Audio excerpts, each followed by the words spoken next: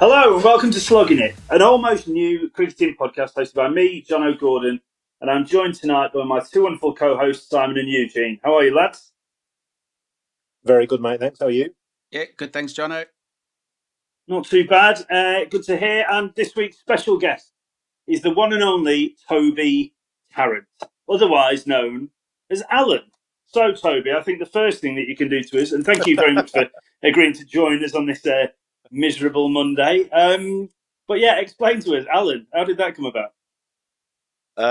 Alan is a nickname that I bestowed upon myself, actually, at the cricket club. So I was on the train going down to a game earlier this season, and I decided that, just like Alan Titchmarsh, I bloody love seeds. And it went from there. I told the guys in the stretching circle, which is where all meaningful conversation happens, in the stretching circle. We've covered it all. We've covered, divorce, bereavement. We've covered everything in the stretching circle. And I ran it by the guys. I just thought it was pretty funny.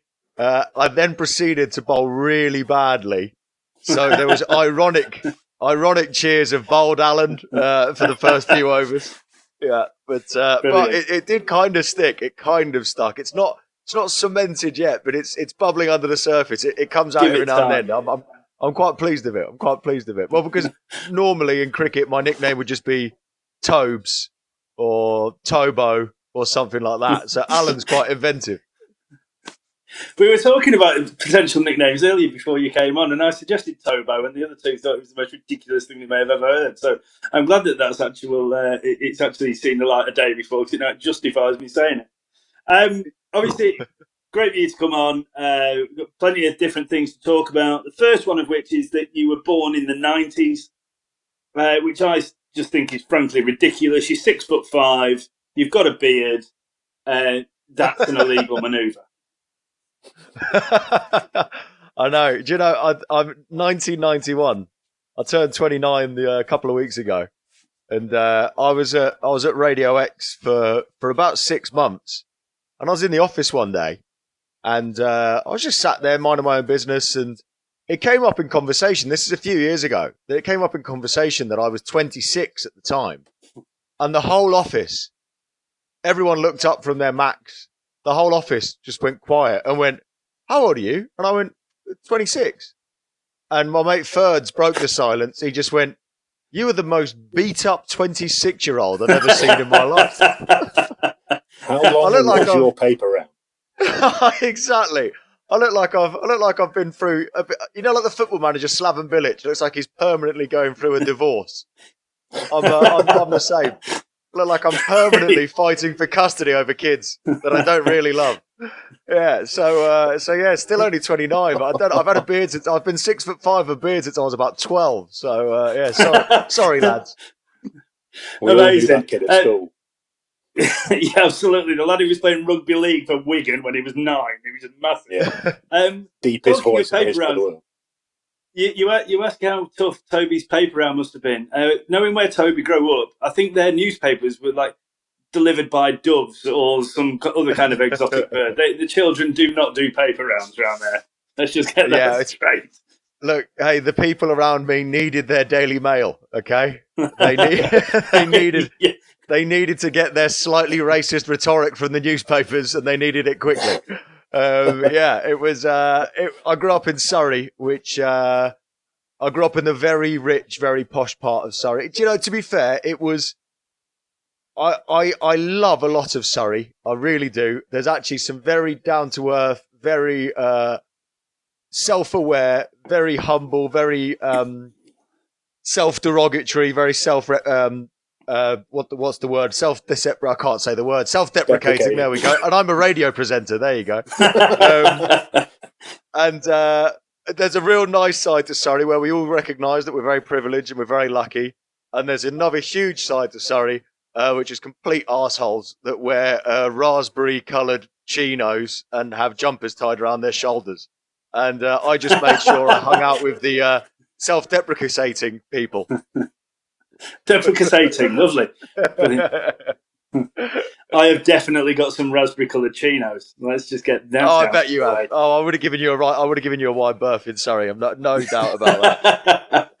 But I've got the northern voice though, so I carry neither off well. Like all my mates from up north think I now sound like a southerner, and definitely dress like a southerner. So you're a pariah. You're a leper. Nobody wants to go near you. No, absolutely. For many other reasons than my dress sense and accent, may it be known. So, we're going to talk about your career a bit. We'll obviously come on to your life in club cricket and stuff, which obviously we've got loads to discuss there. First thing I want to talk about is obviously you recently got engaged to a lovely Pippa. I've had the pleasure of meeting her. My wife is in love with her without having ever met her. But obviously you seem. I mean, you're a presenter. She can have her if she Pippa's wants. a producer. And so you think that the balance of social media followers would be more weighted towards you, but I mean, you're running at 45% maybe on a good day. I mean, that's got to be tough to take, Tobes, right? Oh mate, I've gone from being Chris Tarrant's son to Pippa's fiance in absolutely no time. Basically, is what's happened. I know, mate, and there I am. I mean, if you follow me on Twitter, and feel free to, if you're listening to this, at Toby Tarrant, I need all the listeners I can get. I need all the followers I can get. I tweet constantly. It's like a stream of consciousness for me. It's my therapy, Twitter. And yet Pippa tweets about once every 6 months and gets 2,000 likes more than me. There's me writing jokes for 20 minutes trying to get the tweet perfect. She tweets something like, "Oh, I had eggs for lunch. They were nice," and it gets 2,000 likes, and her followers go up. Human, mate. But I've taken it well, as you can hear. Absolutely. Well, yeah. It leads us on nicely. So, Chris Moyles, famously, when you moved in together, I won't reveal where that is, but you famously, you had this John Lewis gift list that I presume was supposed to go to family and friends and other things. But, I mean, Chris then kind of changed the direction of that somewhat. So we didn't actually set up the John Lewis list ourselves. So what happened was we moved into our flat together, which was, so if you haven't ever listened to Radio X, so I do the show from 10 in the morning to 1 in the afternoon. Chris Moyles does the breakfast show before that. Pip is the exec producer of that.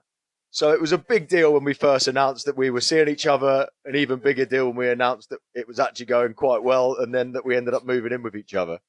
So Chris came up with an idea of setting up a John Lewis wish list. So basically, when couples do move in together or they've just got married, you can email your friends a list of stuff that you want sent your way. So Chris and the other members of the team set up a wish list. And the Chris Moyles Show listeners are like a cult. They live and breathe that show. They don't miss a second. You know, if they can't listen live, they go back and listen to it later in the day on the app and stuff. And so, sure enough, you know, rather than just getting a couple of items here and there, we didn't have to pay for anything when we moved into our house. The listeners were sending us cutlery, dressing gowns, egg cups, glassware, chopping boards, knife collections, candlesticks, you name it, board games, pajamas, bed sheets. The generosity of the listeners knows no bounds. So Pippa and I genuinely, however, Chris thought it would be hilarious to put 1,000 egg cups on there. And we got about 200 of them. So a charity shop near us got given about 192 egg cups one morning, basically.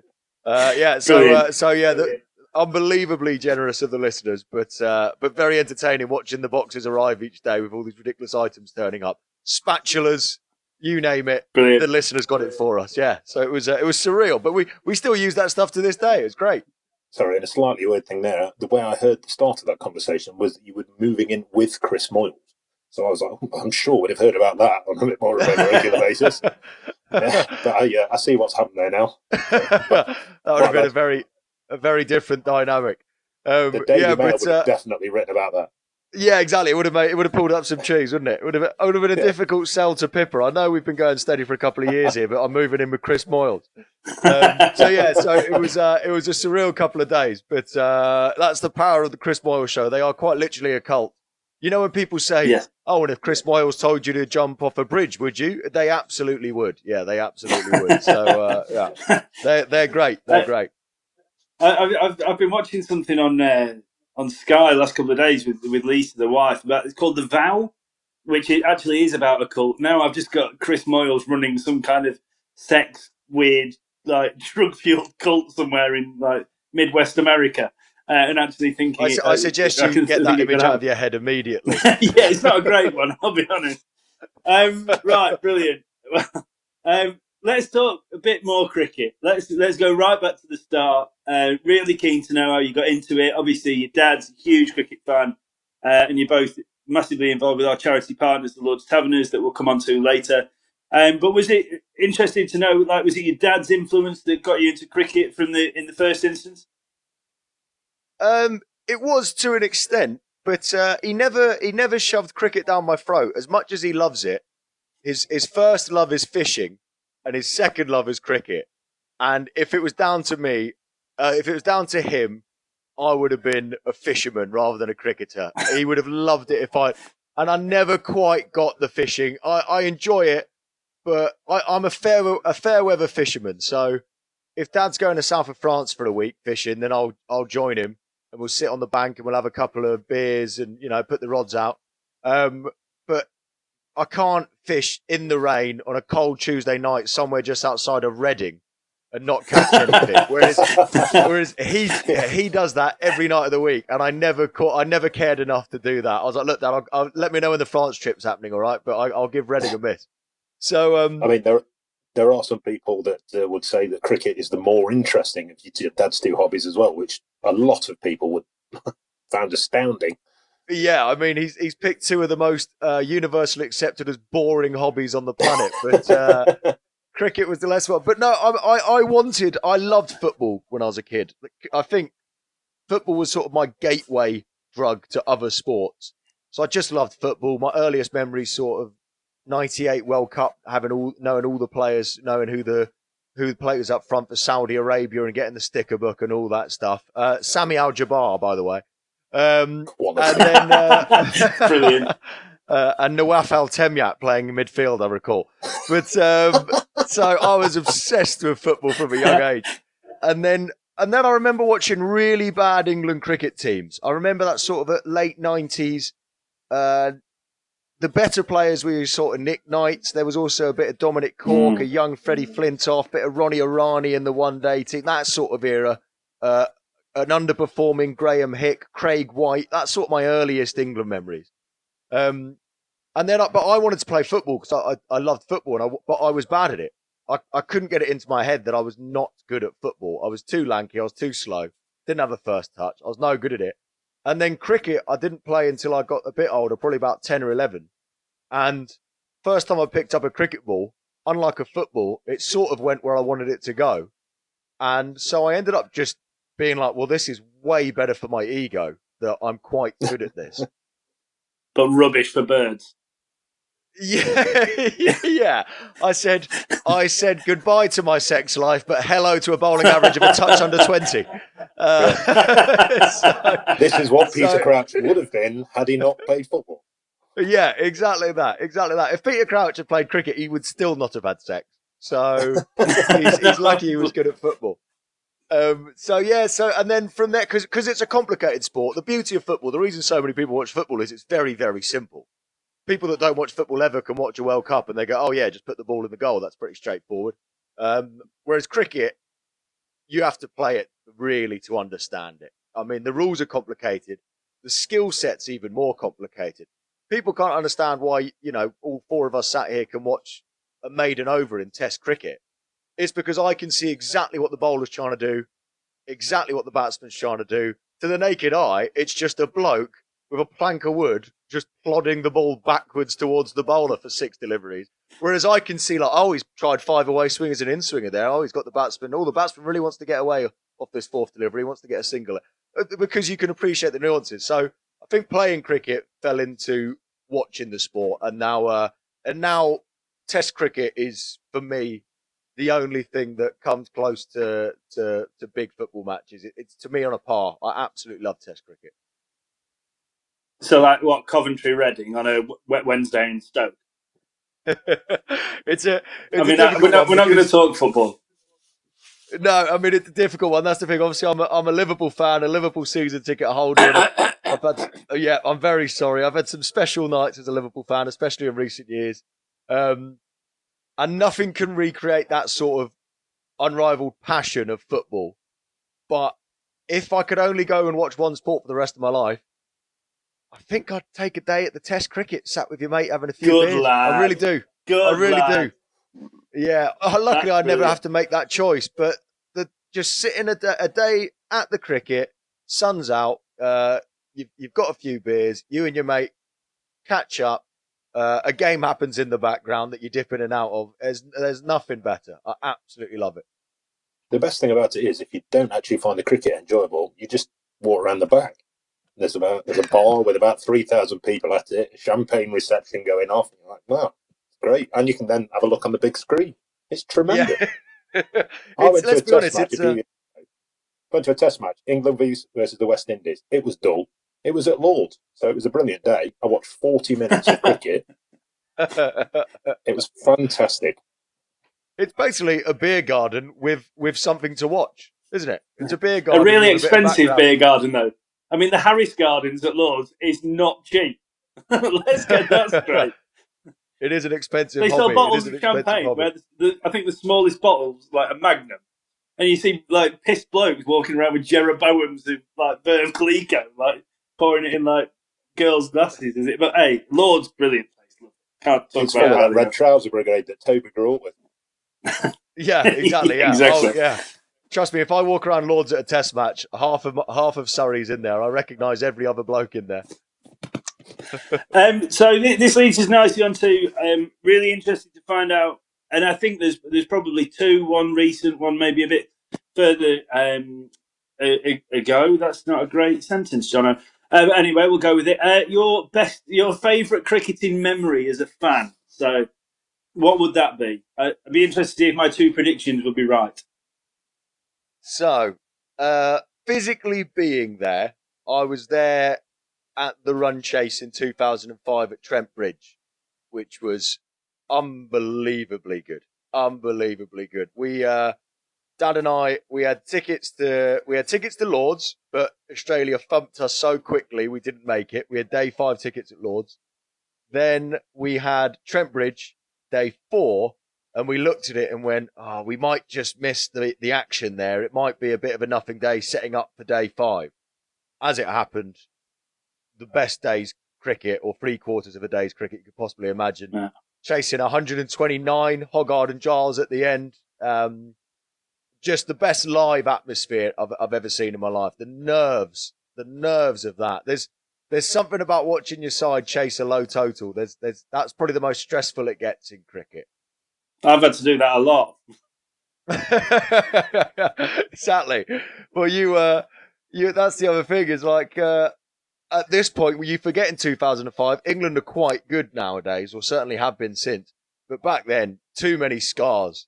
129 might as well have been 429 back then against that Australian team.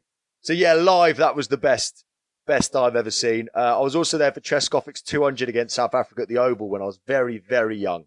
2001, I'm going to say, which was brilliant. Yeah.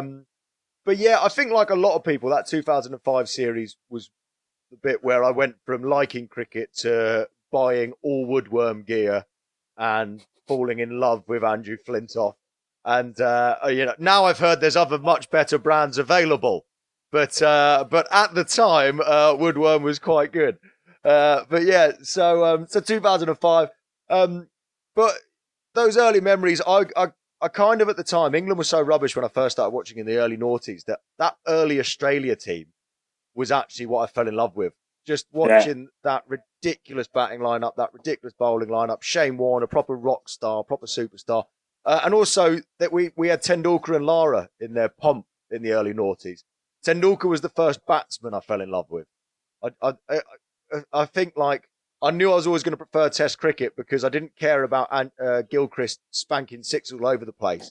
I just wanted to watch Sachin Tendulkar play a cover drive from a young age. I knew I didn't know much about cricket, but even age about 10, I was like, there's something about that cover drive that's giving me an erection if I could get one at that age. Did you? Obviously that watching those cover drives, obviously, and Ian Bell, great exponent of the cover drive. Let's not forget, who was in that 2005 side. Did you never think that in the next kind of half of your life to this point you'd have tried to copy them?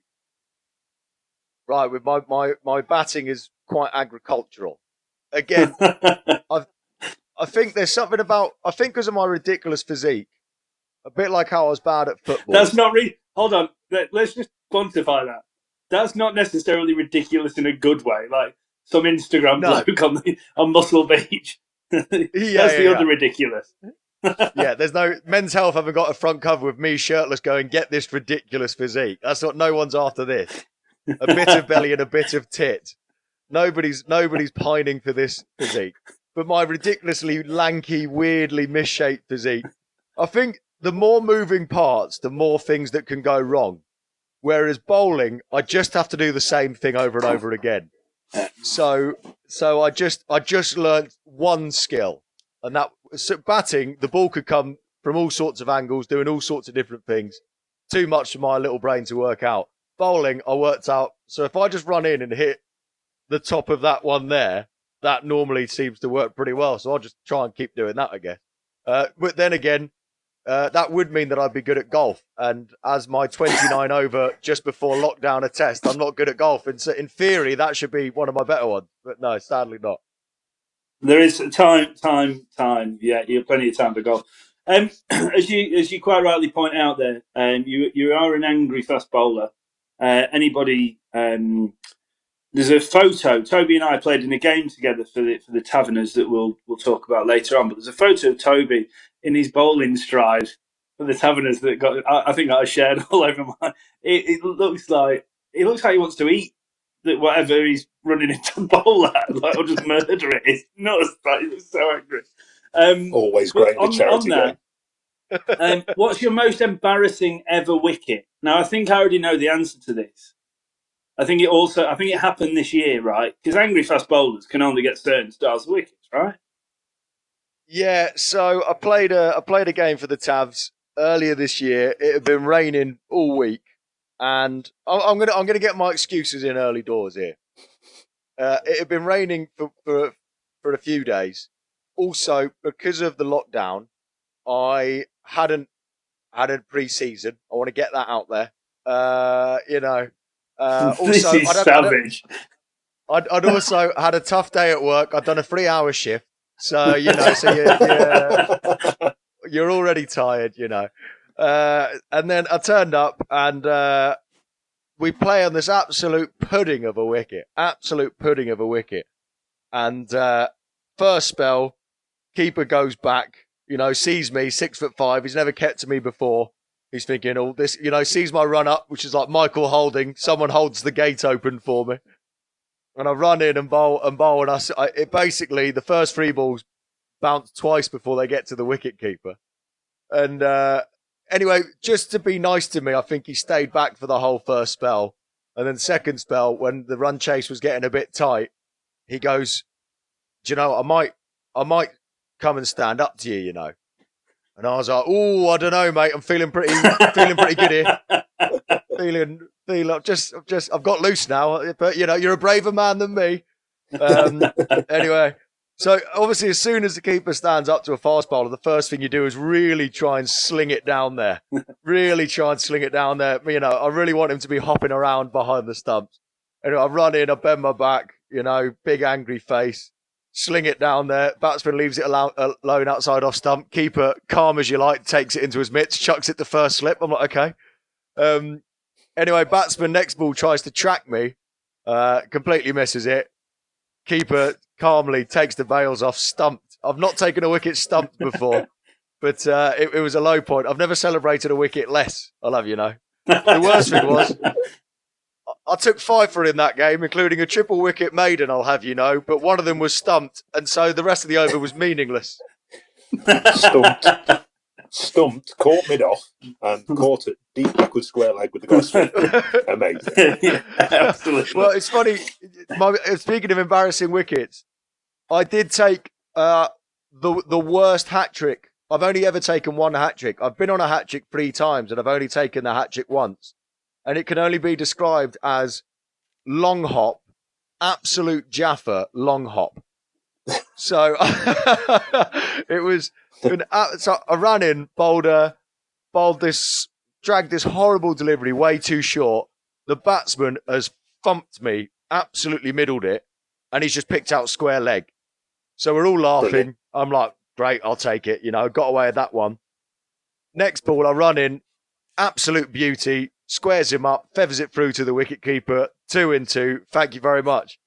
Third ball, I run in, drag it down, short, wide, horrible long hop. The bloke tries to hit me into next week, which is where it was deserved to go. Feathers it through to the wicketkeeper, hat trick. I'm running away. The slip cordon's chasing me. That's my one and only hat trick. My one and only hat trick. I'll tell you, it says 3 wickets in the book. That's all that matters. Yeah, and in 10 years' time, when you're telling the kids, it'll be Jaffa, nip backer, bowl through the gate, run off. See you later. Yeah, exactly. Yeah. Field? He definitely fielded at first slip, not deep, not backward square. Is where he fielded. Yeah, away swinger, in swinger, Karen ball. Yeah. The work. Oh, brilliant. That's why the keeper was stood up. So obviously we've kind of touched on the LTs, who are obviously very. They're our charity partner for this podcast, as we all know. Toby, you and your dad alike do some amazing work with them. But something that you're aware of, because we've warned you about it, but through supporting the tabs, every guest we're going to ask 5 ridiculously hard questions, each with an associated value of £2, which means that if you get all 5 wrong, then you have to donate £10 to the charity, which you have already agreed to. The twist to this is that we kind of want you to do okay, because every week one of the hosts will have to match the guest's outlay, doubling the amount going to the charity. Eugene, you want to explain a little bit more about this and how this has gone so far tonight? Yeah, we were going to do a coin toss, but that we couldn't find any coins over the internet. So what we did was play rock, paper, scissors against each other. And I lost twice. First against you, Jono, and second I lost against Si. So I am going to be donating, I suspect, £4 to the tabs, because I reckon Toby's going to get a couple of questions correct. Okay, I like the comments. Right. Thanks you. Yes. Right, yeah. So, Toby, you've obviously got more, you just got more faith in you than I have. I'm the only one that's seen these questions so far. I've been written them. All based on your play cricket stats. Anybody who cares, should they need to put themselves to sleep, can find Toby's stats via the Stoke Davenant Play Cricket page. So, Toby, are you ready? Yeah, I'm going to be good at this because, some Lotharios have mirrors on their bedroom ceiling, but I've got my play cricket stats. So, Not these ones, you haven't. Not these ones. Okay. People love that. Right, question 1. That's why I always go on the bottom so I can read them. Sorry, you were saying. Brilliant. Are you having a good time? I've just got 3 for 12. Question 1. According to Play Cricket, how are you most often out? Oh, I mean, usually the stat is caught is by far and away the most common way, but I do like to try and mow the straight one over cow corner. So I'm going to say bowled. Final answer? See what I did there? I see what you did there. Yes. Okay. That is incorrect. Unfortunately, you are bowled and caught exactly the same amount, both 27.94% of the time. Slightly. Referee or umpire. Hey, I don't make the rules. Oh, hold on. Yes, I do make the rules. I swear to Candy. God as well, I have been Candy. caught at every fielding position on the pitch. You know how they say AB de Villiers is a 360-degree player? Well, so am I. Yeah, all off the back of the bat. Yeah, exactly that. Your highest league cricket score on play cricket for Stoke Dagenham is 29. Who was it against and in which year? Oh, God, I don't remember that. You'd think I'd have spoken of little else, wouldn't you? I got some runs this year. Is it not out or is it out? Can I ask? It was not out, I believe. Is it this year? Is it not out against someone like Walton? No, it was against Kingstonian in 2011. Question. I don't remember that knock at all. I don't remember that knock at all. I think they've put somebody else's runs down as mine. I'll take them. Since 2010, you've had 3 seasons where you scored 0 runs all year. And to answer Eugene's question from this afternoon, in those seasons, you've batted 3 times, 4 times, and 6 times. No What way. season's worthy? What, so I went 13 innings without a run. Yeah. How many not outs are in there? I like to think that I selflessly ran myself out off the last ball 13 times. There are a couple of not out, but I mean, you are a number 11. It's not like you're a number 4. But yeah, but my word, law of averages, you should at least edge one of those, right? The law of averages is suggesting yours wasn't great. I've thrown the law of averages out the window. Wow. 3 seasons. But I mean, let's have a stab in the dark here. 2017, 2014, I remember being a lean year, and 2013. Oh, do you know, you're very, very close. Am I? It was 2013, 2014, and 2019. Oh. Unfortunately, you needed all 3 to save you £2, so that's another £2 to the charity. Now, actually, I've got a story about this. I just remembered that last season, now that you mention it, I hadn't got a run all season. I'd only batted 3 times, but I hadn't got a run yet. I go in a bit of a pressure situation, and I arrogantly turn to my mate sat next to me, and I go, "Hope the scorer's got enough red ink in that pen for this innings." And I got bowled first ball, cleaned up. Amazing. Oh, dear me.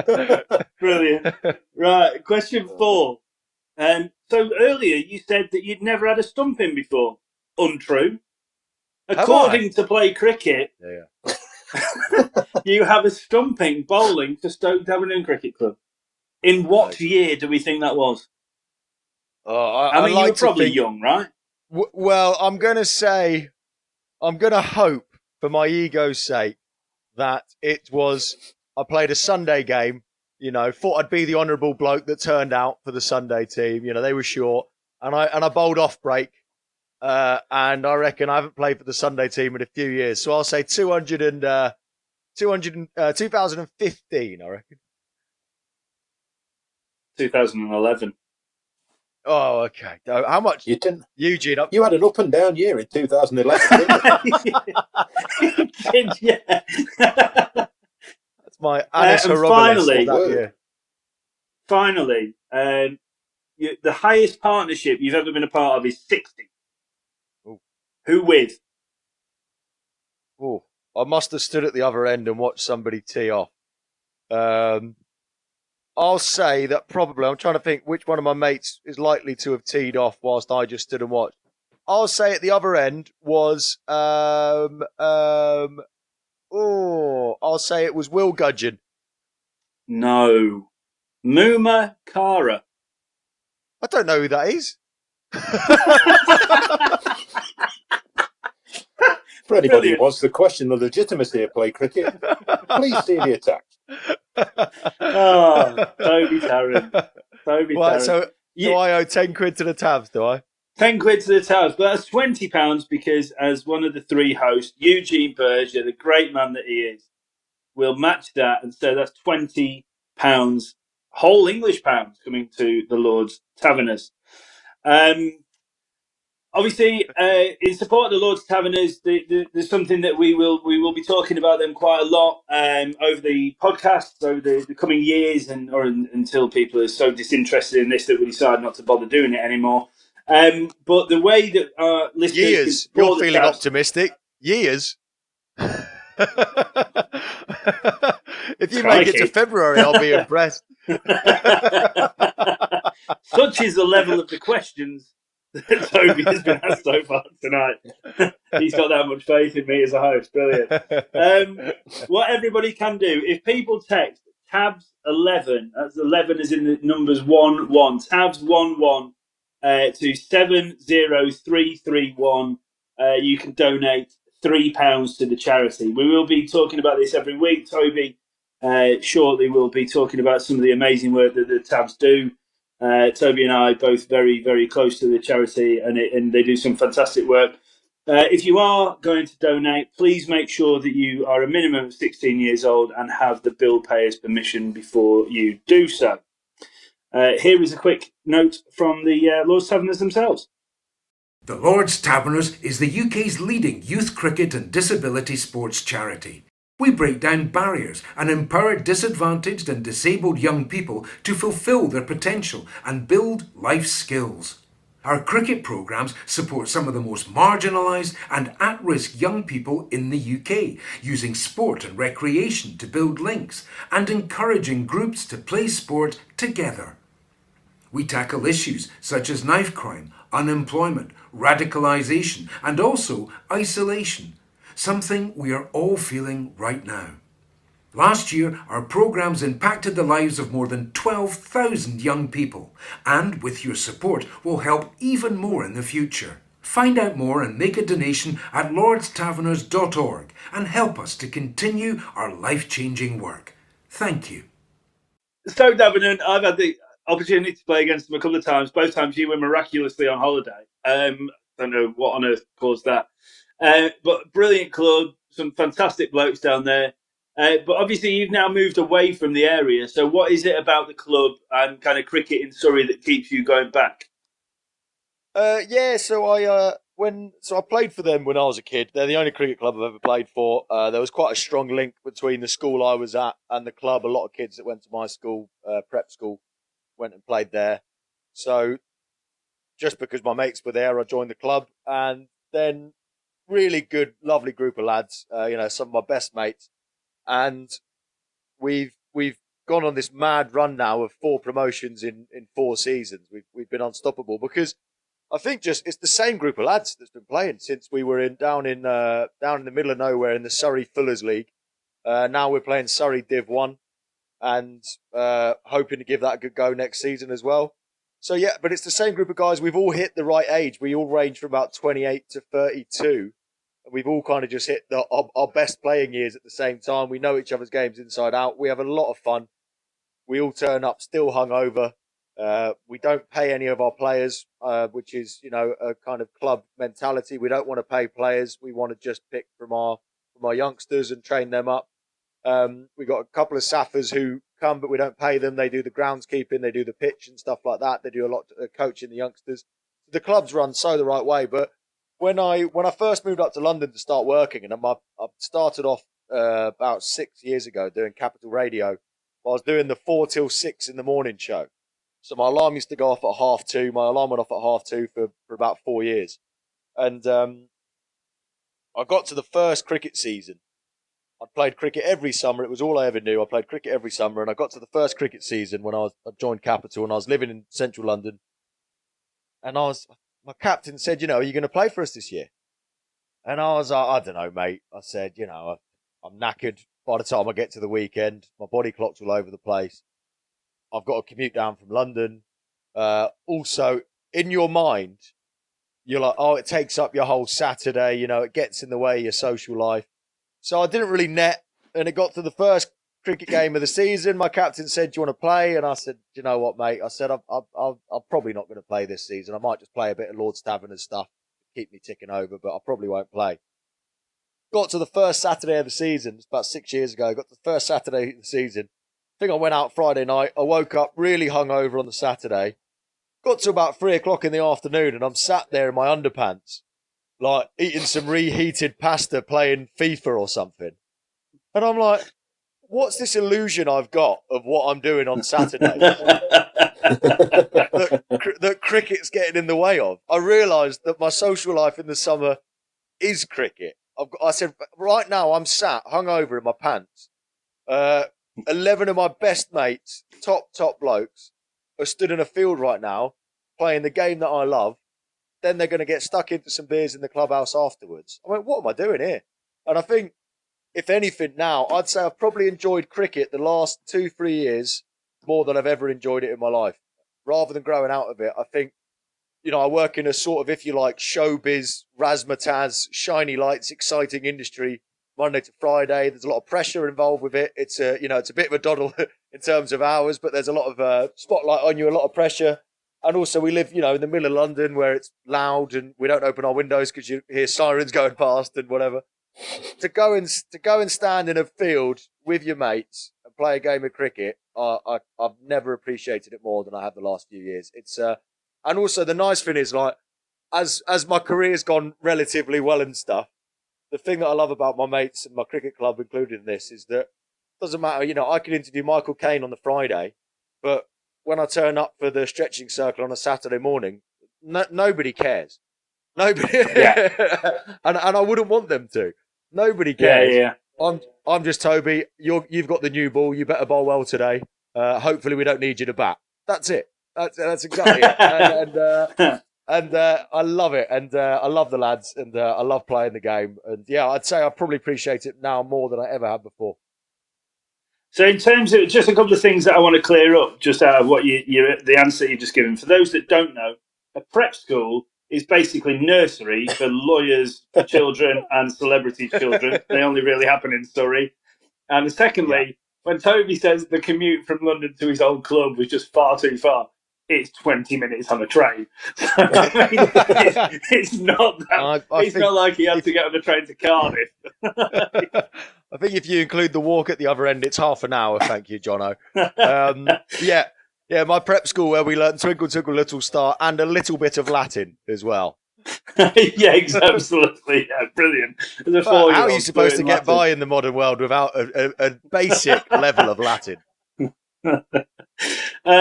So the final question before we kind of move on to what the main body of what these podcasts are about is, every cricketer who's 18 plus will have done this at some point. I'm confused. Rain cards. Have you ever played one and gotten it horribly, horribly wrong? Yes, we all have. We went through a stage where we thought it'd be a good idea to make the probably the biggest drinker at our club captain for a season. And we'd finished third in our league. Top two get promoted. We'd finished third in our league 3 years in a row. We made the drunkest bloke at the club captain, and we survived relegation on the last day. We absolutely scraped by because he was very much, it didn't matter whether it was raining the next day or not. He was sending the text round on the Friday night saying, "Here, lads, we're going out tonight." So we did one season of him as captain and thought, do you know what? Maybe he's better just being around the team rather than leading the ship. No, I'll tell you. Now, I didn't play a rain card here. I will always defend myself on this, but we played Mitcham away. I remember this game. It's seared into my memory bank. That's the ground where sorry to interrupt. That's the ground where the pitch is on the opposite side of the main road to the change rooms, isn't it? It is. You have to walk physically across the main road. Yes, and that comes into this story very, very nicely. So the week before, we win the game, and it's getting a bit tight, and we could get promoted, and the captain goes to me, "Can you play next Saturday?" And I said, "I'm really sorry, mate, I can't." He said, "Why not?" I said, "I've actually got tickets to Snoop Dogg on Friday night." And because all middle-class white kids that play cricket, that's Snoop Dogg's target audience. And he goes, "Well, what, Friday night?" And I said, "Yeah, but we've got big plans, basically. It's going to be a late one. I don't want to even have to think about cricket the next day. I've had this night in the book for ages." I said, "Look, if you want to pick me, pick me, but I can't make any promises on the state that I'll be in. And he went, you're in. And I went, damn it. I thought I'd called his bluff. So we get to the Friday night. We're heading to this festival where Snoop Dogg's playing in the middle of London. And there's a cock up at the festival. They've oversold tickets.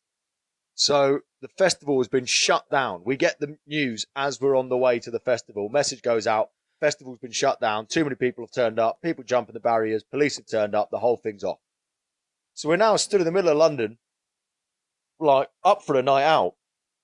So my mate suggests a nightclub, which some of you may know, called Fabric. And that is a very different evening. That's a very different evening. You're not playing cricket the following day. So I said, well, yeah, I mean, if you're all going, let's go. So we went to Fabric. So Snoop Dogg would have been a sort of 1, 2, 3 a.m. jobby. I remember walking out of Fabric, squinting at the sunlight at about 9 a.m., thinking, right, I've got a game of cricket in 4 hours' time. So I get on the train back down to Surrey. I get into bed about 10 a.m. and I message my mate who's picking me up, going, mate, are you still picking me up in the morning? Because I'd lost all concept of time. And he said, picking you up in the morning, mate, I'm 15 minutes away. So I've just got straight out of bed again. I'm like, oh no. So I've chucked my kit on. He's picked me up. He's taken one look at me and gone, oh my word. And I went, yeah, it's bad. It's not, this is not good. So we drive to this game. We get to Mitcham. We bat first. And my captain goes, Toby, mate, do you want to just go and sleep while we bat? Just get a couple of hours in. And so I went, yeah, it's probably not a bad idea. So I go sit in the changing room, lie there, trying to get to sleep. Obviously, batting collapse. I've barely shut my eyes. Toby, get your pads on. I'm like, oh, you're kidding me, aren't you? So I go in at 90 for 9, I think, or something. Maybe less. 85 for 9 or something. At this point, I've been awake for about 40 hours. So I go in. First ball, obviously, clean bowls me. I'm not good at batting at the best of times, let alone when I don't know how many balls are coming down at me. So, clean bowls me. Now, the bleakest thing about getting clean bowled at Mitcham, as you mentioned earlier, Jono, is you have to cross back over the road. So I've walked off the pitch, fully padded up, just got a golden duck. I get to the main road. I've not seen a car on that road all day. Suddenly, it's like central London traffic. So I'm stood on the wrong side of the road wanting to get to the clubhouse, just letting about 8 cars go past, fully kitted up, just got a golden, before eventually there's a gap for me to nip over the road and get changed.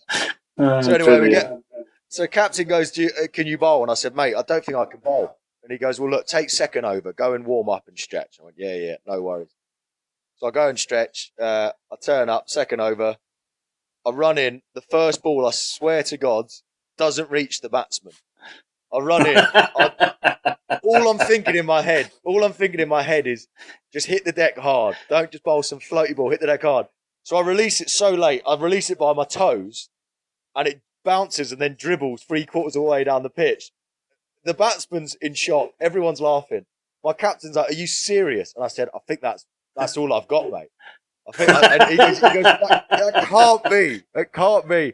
Anyway, I bowled one over 0 for 16, and he took me off, and I went and hid in a deep fine leg for the rest of the day, and we ended up losing by 1 wicket. And the team pointed out that probably that 1 wicket, if their opening bowler hadn't gone to Fabric, might have transpired. But so that is my worst. That's my lowest cricketing memory, I'd say. Yeah, don't go to Fabric the night before a cricket match. Would be my one bit of advice to any young cricketers listening.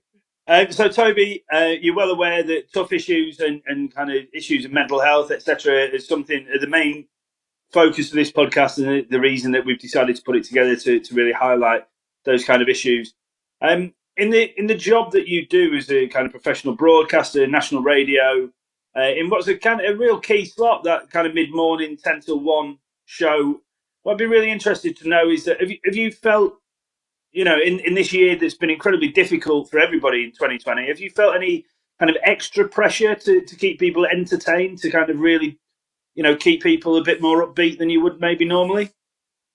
I don't know about extra extra pressure necessarily, because as much as my my general demeanour and personality and general outlook on life is quite laissez-faire and quite flippant, I really do care that my show sounds good. Like I joke about, I do tend to turn up 20 seconds before I need to go on a bit hungover, but once I'm there, I do want it to sound good. I really do want it to be entertaining or a nice listen, and I want people to enjoy the music and enjoy a bit of me chatting nonsense in between and stuff. So I guess it's been. It almost sounds selfish saying this, but especially on that mid-morning show, because I joke about it on air, but for me, my listening figures have never been better because nobody's going to work. Normally at 9 o'clock, everybody turns off their radio and does a day's work, which hasn't been happening. Yeah. People have been listening from home, and so I've had a lot of new listeners, discover the show, which has been selfishly but personally really nice. Lots of texts going, "Oh, I've never really heard your show, but really got into it the last 6-7 months working from home and stuff." So I guess a bit of pressure comes of knowing that your numbers are up, but it doesn't really, because the weirdest thing about radio, especially when you're trying to be, in huge inverted commas, funny, which I try and do, is you are talking to yourself in a room with a microphone. No matter, they can tell you there's a billion people listening, they can tell you there's 2 people listening. You still put a microphone light, the microphone light goes on, you try and say something that you found funny, hope they found it funny as well. Then you put the mic down and you get no immediate laugh or non-laugh. It's so weird. So at least if I crack a joke at the pubs or I crack a joke on this podcast, I can see your faces laughing or not laughing. Same with my mates.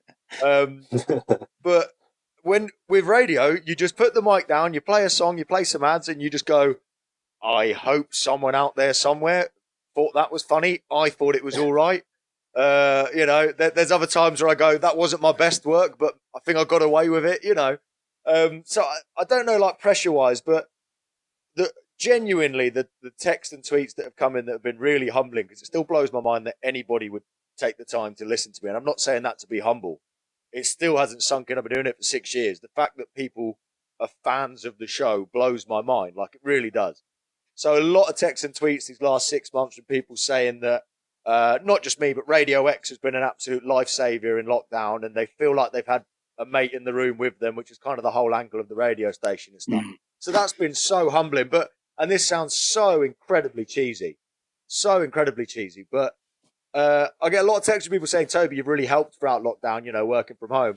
But the listeners have helped me as well, because we're all struggling this year. This year's been... Yeah.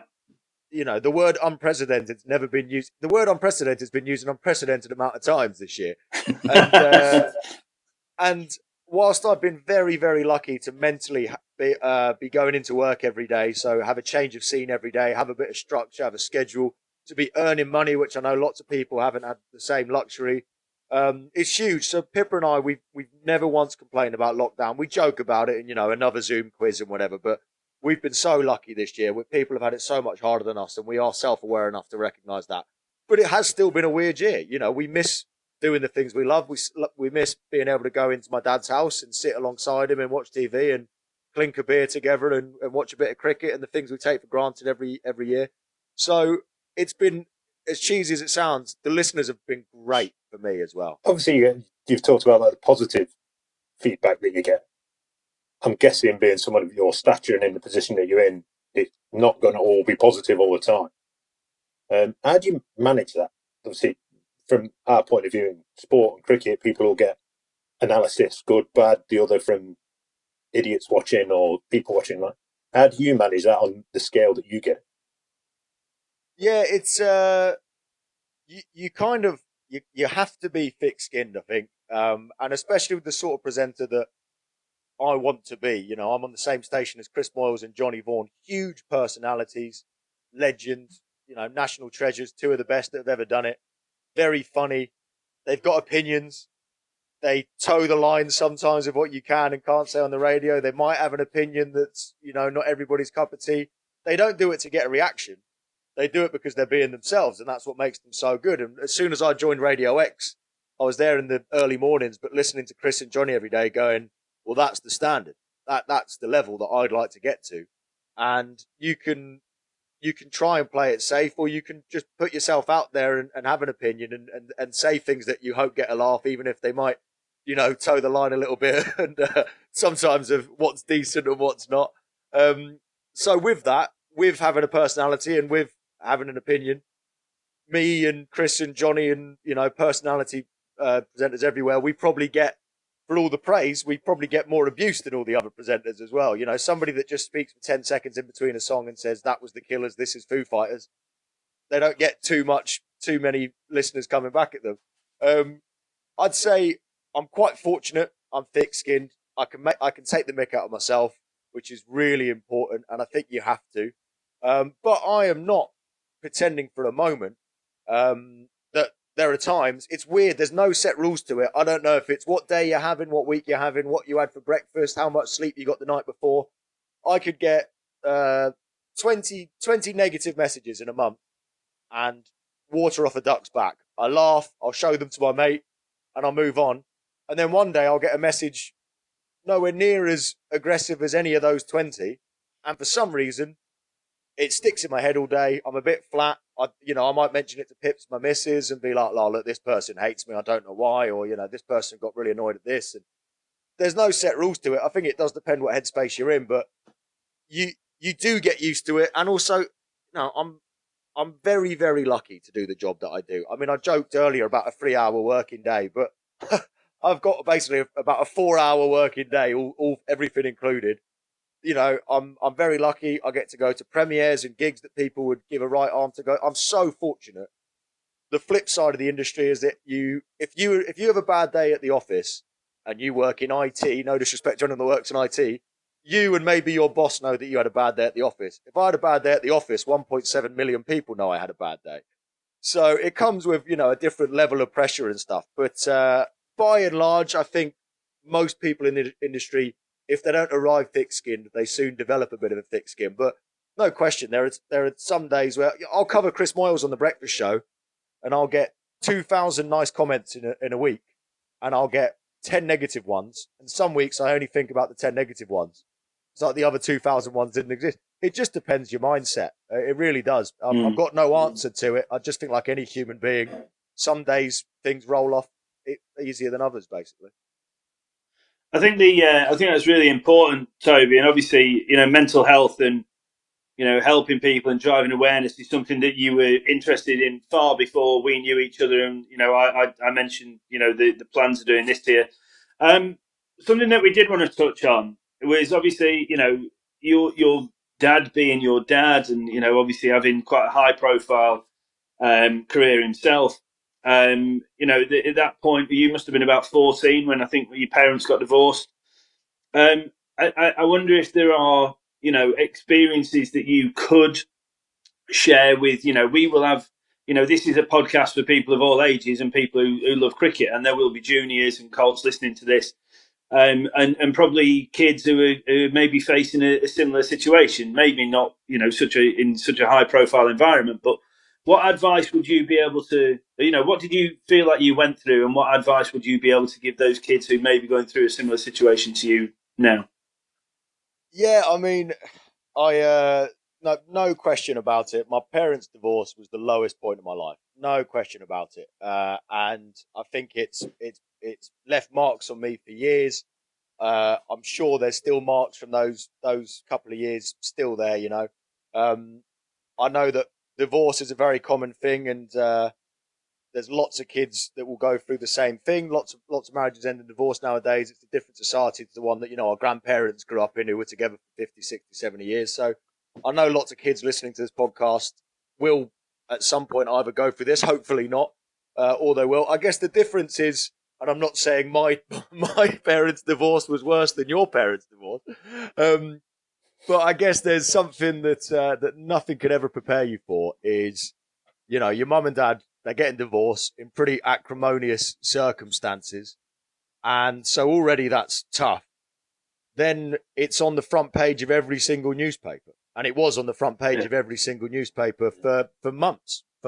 And I spent a few months of my life, there was journalists, depending on how popular the story was that day, 10, 20 journalists parked in cars outside the front gates of our house for months on end. And I went to school on the back seat of my mum's car with a blanket over me and my sister over our heads.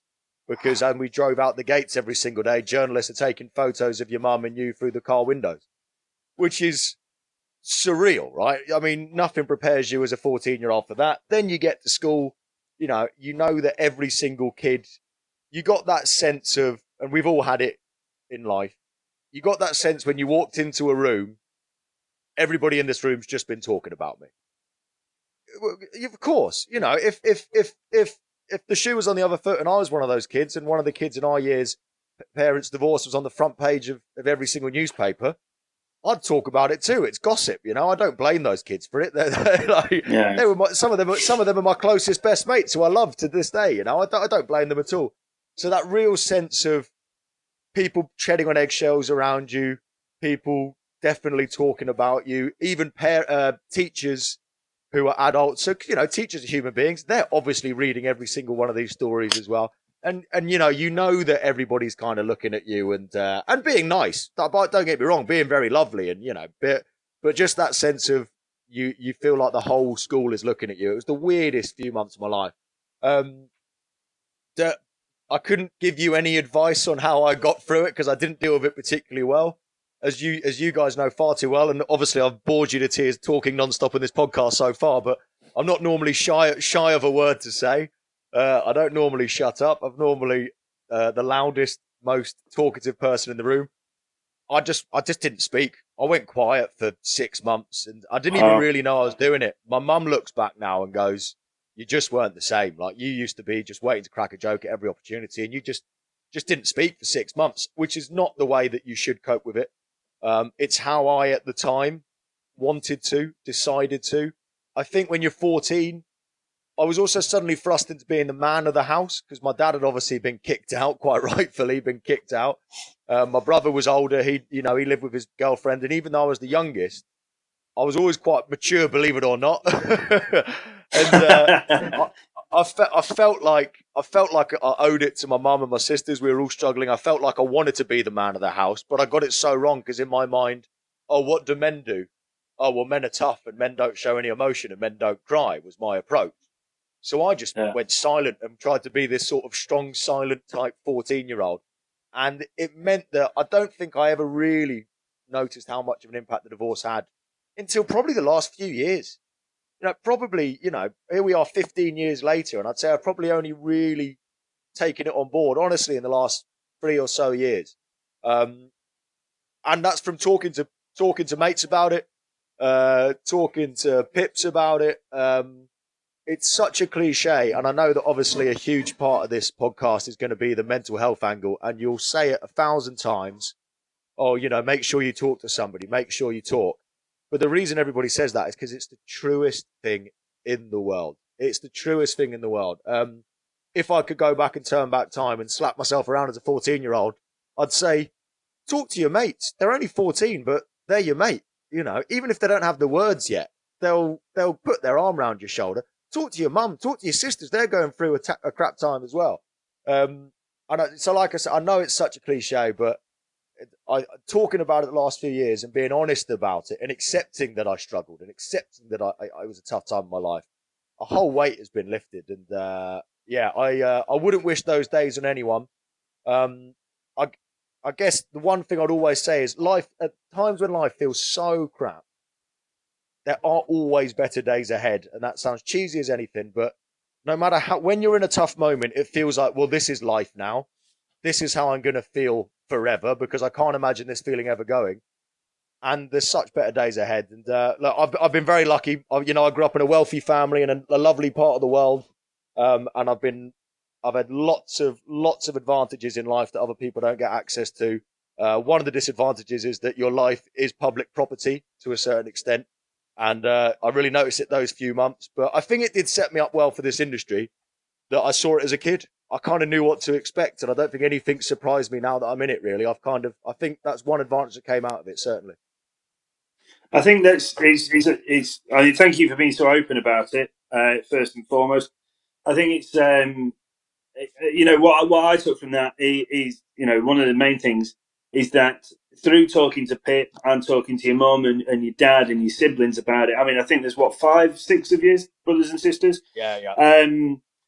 That, through talking about stuff, whether it's 12 years later or whether it's at the time, talking about stuff. And this is, I think, the main thing that we're going to try and say to people throughout the lifespan of this podcast is that no matter how dark things seem, like, there is always light somewhere. And, that comes about through talking to people. Now, it might be and I'm going to ask you about someone who I think had quite a big influence on your life in a minute, but through talking, that's where the kind of healing process starts. And without doing that, then you never, you can't even necessarily start that process. Simon, I think you want to come in here? Yeah, a quick one. Obviously, we're going to have a lot of youngsters listening to this that aren't necessarily going through that themselves, but they might know someone that is. And obviously, like, we're all massively agreed on the fact that talking about it is the right thing to do. But when you're in that moment, I can imagine in your situation, as with the press on you and everything else, it's probably the hardest thing to do because everyone's watching you. What would you say? And well, two questions really. What would you say to the friend of someone that might be in that situation? And two, did your friends come to you and say, "Look, are you all right?" And not that there's anything bad if they didn't, because of like you say, you're 14. What you don't know any different, but did they? Yeah. I mean, I think 14. It sounds young to us all now, looking back, but you're further along than you realise at 14. You're not a child. You've got a bit about you. You've seen enough of the world. You know that the world's not all rainbows and sunshine. And my mates, God love them, none of us are probably emotionally mature enough at 14 for my mate to come up to me and go, "Here, mate, how are you doing?" Nowadays you'd go, "Let's go for a beer." At 14, let's go for a bag of Haribo and a Lucozade. Do you know what I mean? Yeah. But we weren't emotionally mature enough for my mates to come up to me. But I knew what they were doing. God love them. Every Friday, right, what we're doing this Friday. I was very fortunate to have a great group of mates, 5 or 6 of us. We'd go around my house and play Xbox and watch and get a video from Blockbuster and play a game of football. But you could sense, everyone knew that we were there for me, basically. It sounds very self-centered, but I knew that my mates were going the extra mile. Even at 14, they just knew, let's have some fun. Let's distract you from that. So yeah, they didn't, we never chatted about it. I didn't chat to them until years later. I think when I started to work out what the hell had happened as well. But there was a definite sense, even at 14, you can just be with your mate. And actually, do you know what I wanted? I wanted to be treated normally. I mentioned people when walking into a room and people, I felt tread on eggshells around me. They just treated me normally, but they're there. And I guess, like I say, the advantage is I've got a big family, a group of mates to talk to.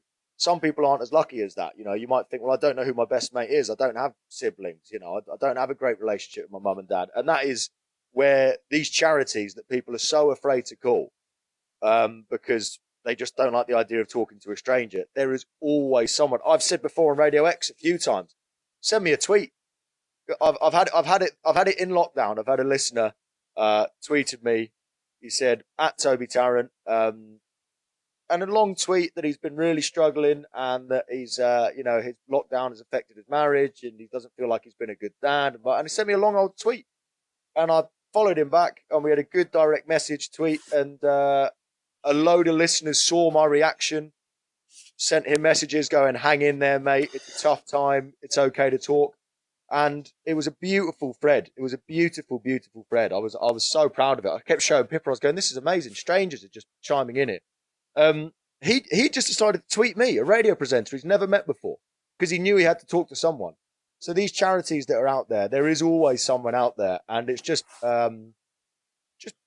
being brave enough, and it does take a huge amount of bravery, but being brave enough to do it it could save your life, and that's not that's not exaggerating, that's not romanticizing it. It could save your life.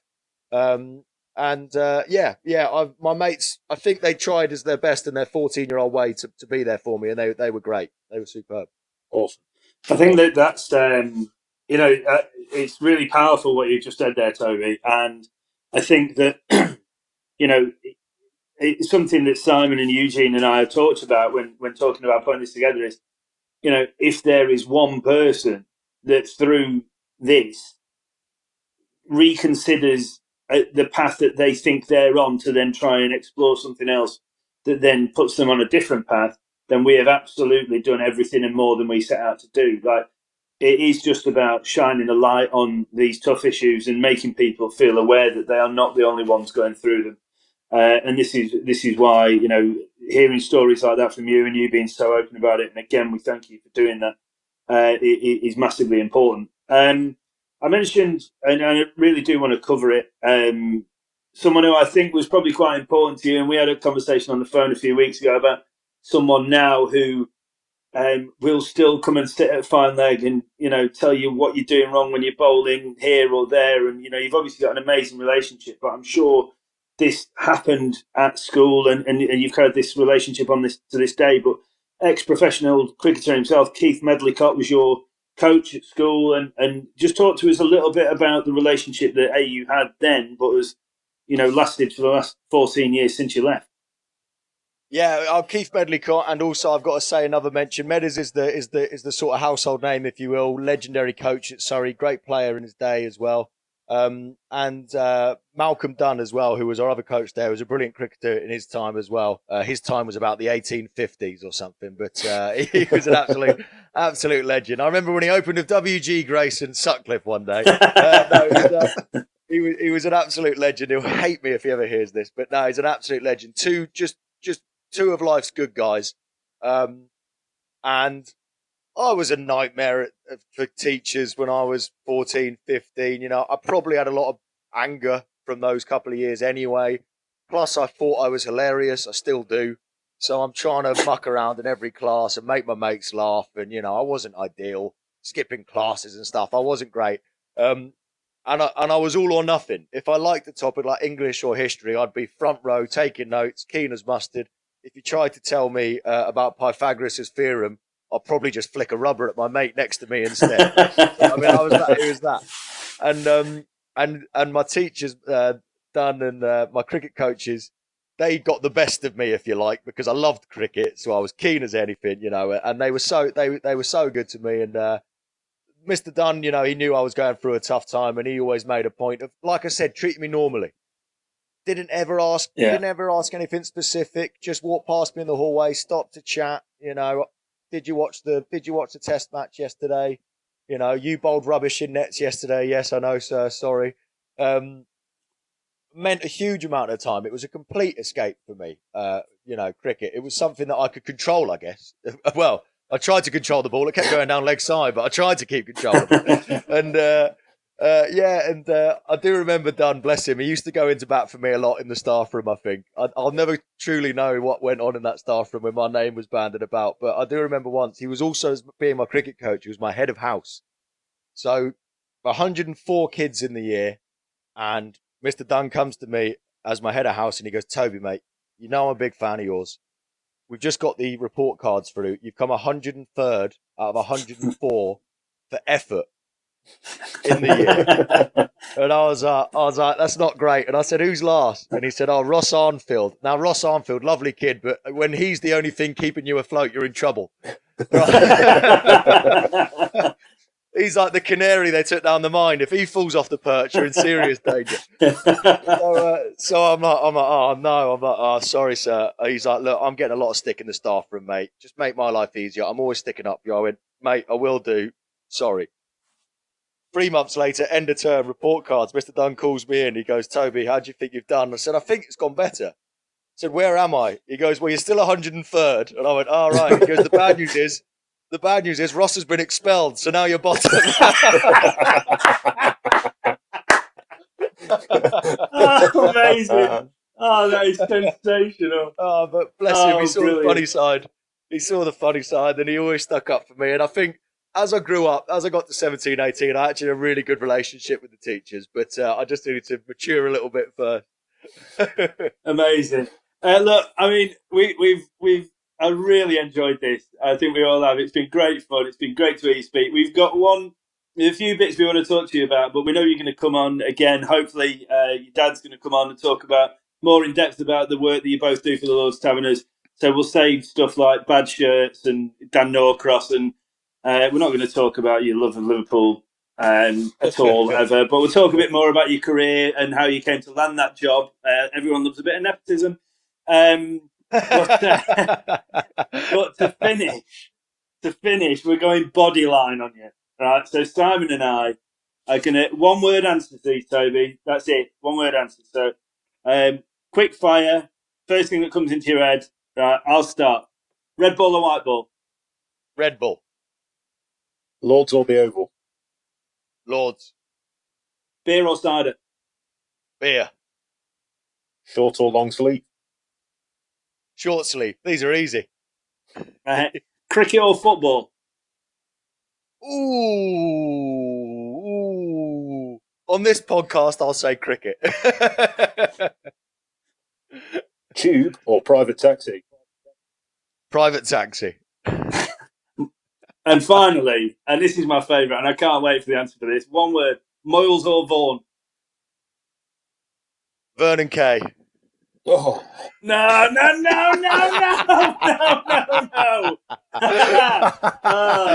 No, absolutely not. Are we going to let him get away with that? Yeah. Actually, I've got his old show, Vernon, so I've got to be nice to him because one day I want to come back and they'll kick me off.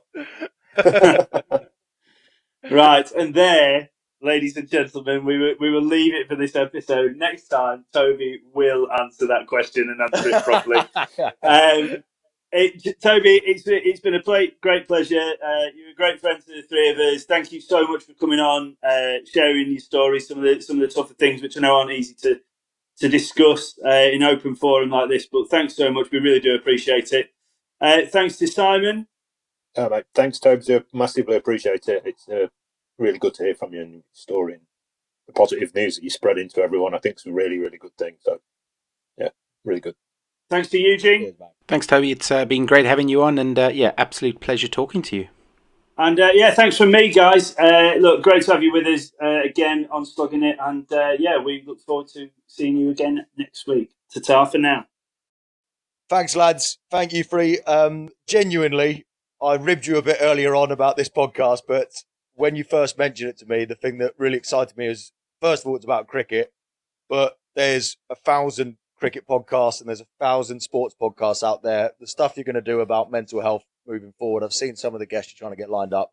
I think it's absolutely awesome. So you three, very well done for putting this podcast together. I wish you all the best of luck with it. Doing some good and having fun and chatting about cricket. It doesn't get much better than that. So well done, chaps. Thanks for having me.